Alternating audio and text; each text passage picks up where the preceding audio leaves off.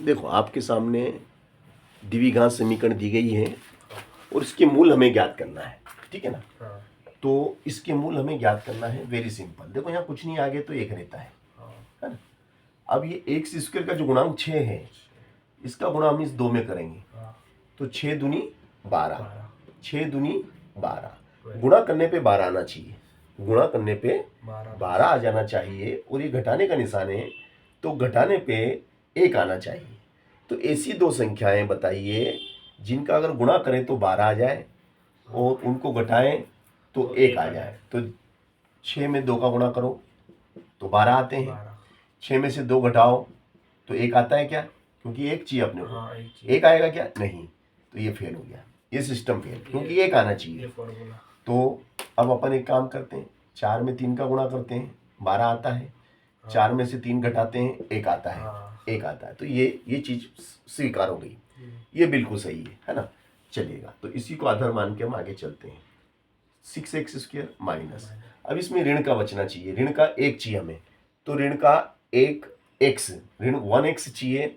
तो ऋण का 1x कब बचेगा, जब बड़ी संख्या, देखो 4 और 3, 4 और 3 में बड़ी संख्या क्या है, 4। तो 4 बड़ी को ऋण की कर दो, छोटी को धन की कर दो, है ना, छोटी को धन की कर दो। तो बड़ी संख्या को ऋण की लेंगे और छोटी को धन की लेंगे, तो -4x + 3x is equal to -1x and -2 is equal to 0।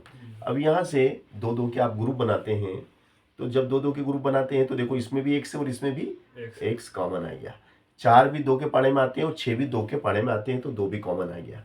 अब 2 का टेबल बोलो 6 आ जाए, 2 का टेबल बोलो 6 आ जाए, 2 तिया 6, x की घात 2 है और 1 बाहर आ गया तो 1 बचेगा।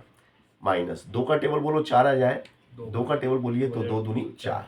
फिर यहाँ से 3 और 2 कौन से टेबल में आते हैं, 1 के टेबल में।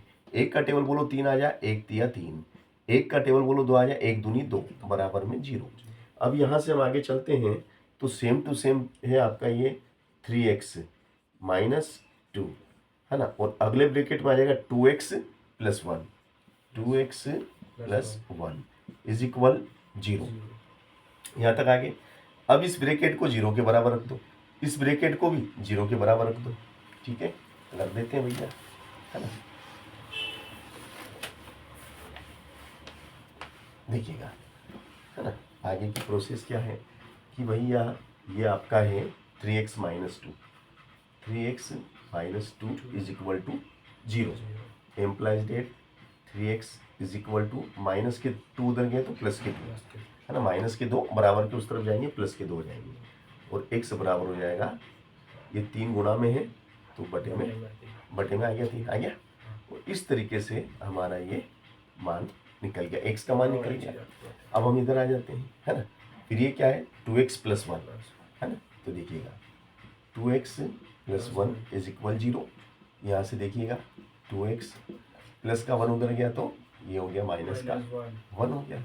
अब x बराबर क्या हो जाएगा, x बराबर हो जाएगा -1/2, -1/2, ये आपका x का मान है।